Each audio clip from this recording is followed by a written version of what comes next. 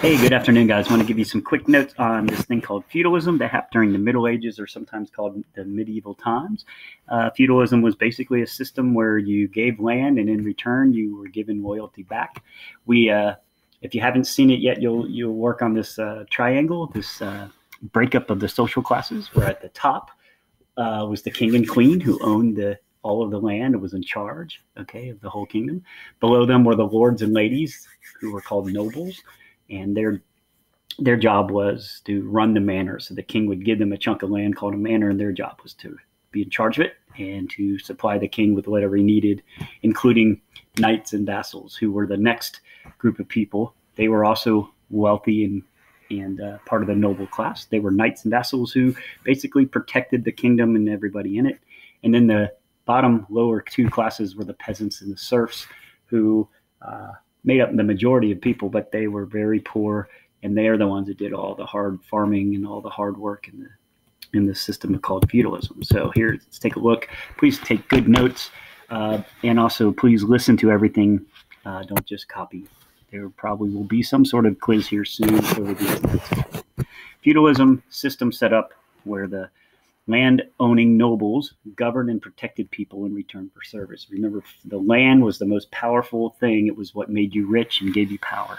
And so the king would give land to the lords and ladies. The lords and ladies would give the land to the vassals. The vassals would give a little bit of land down to the peasants, all in return for loyalty and duty back. So in other words, you would either fight and protect in return for the land, or you would farm it and work hard. Okay? The nobles were born noble. The nobles made up the lords, ladies, and the vassals, who were the knights. And they were noble of birth, like they were born into this high class. And you couldn't work your way up, once you're in that class, you were that. Below the lords and ladies, and remember, the lords and ladies were in charge of running the manor. Below them were called the vassals.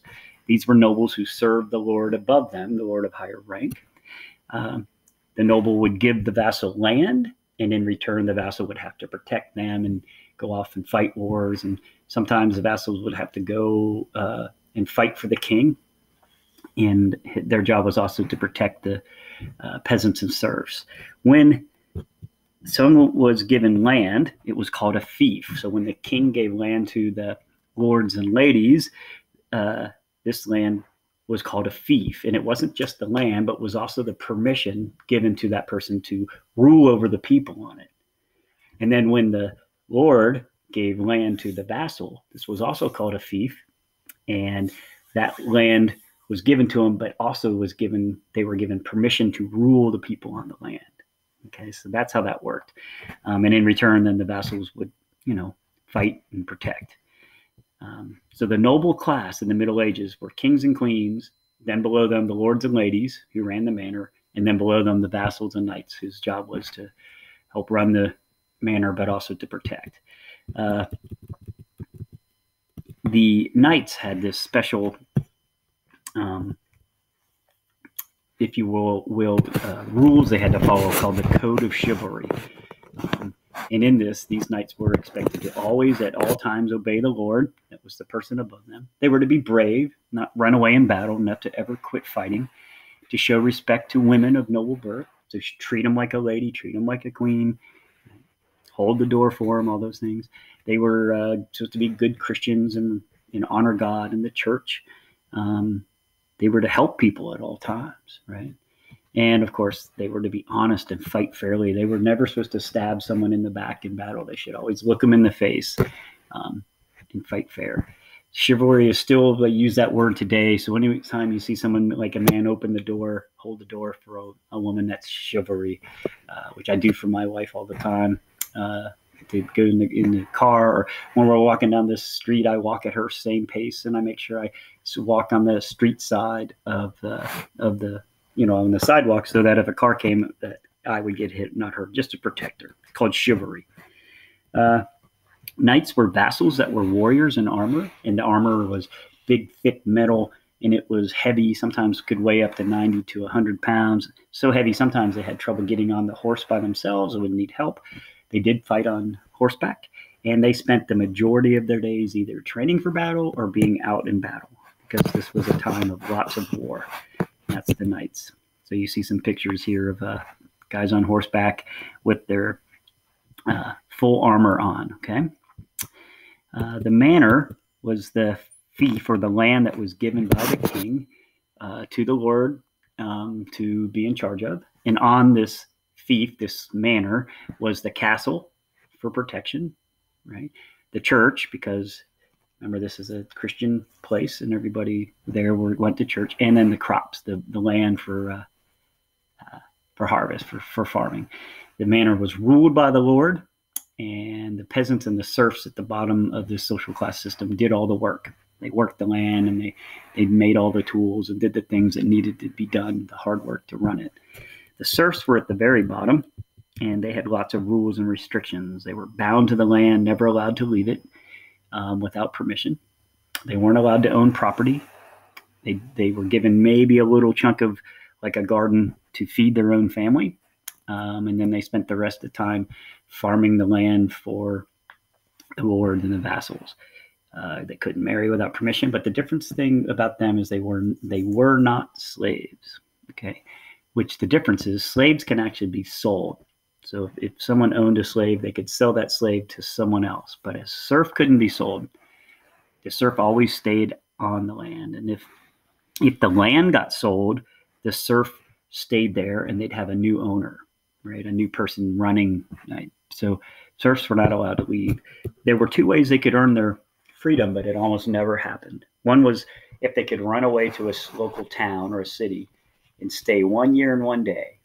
In other words, stay there for more than a year, they could earn their freedom. But it almost never happened because they couldn't stay alive that long. There was no food, no way for them to do it, and people would turn them in.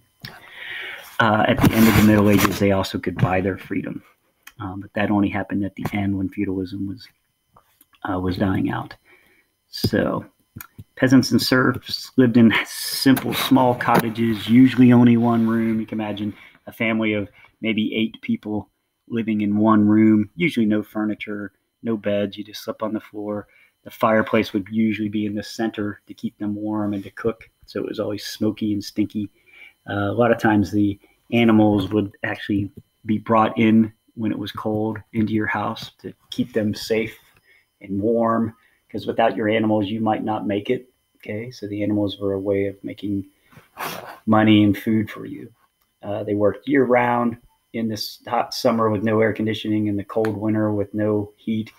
It was hard work. Worked in the fields, tended the animals, got up early, went to bed late. The women at the same time not only did all the hard work up in the fields, but they also had to raise the children and had to bake bread, which was their most pretty normal food they had every day. So the women had it hard too, because they also had to raise the kids too and do the cooking. So this is hard work. Here's some pictures of some cottages they might live in. Here was one pretty simple. Looked like it was made of kind of mud, dried mud, and had manure in it as well, which like got rock hard and made their walls. This here was made of a grassy substance. It's called thatch, which, kept the wind and the rain out, kinda, but it also would catch fire a lot. And so they had lots of problems with burning their roofs. This down here was a much nicer house or cottage because it was made of wood and it was 2 stories. Once again, this thatch roof, though, would catch on fire, and it didn't keep them completely dry. This over here to the left was a little bit nicer because it was made of stone. But you notice inside here, fireplace always going, keeping them warm. But the animals, right? And there's only one bed in here. That would have been for the parents.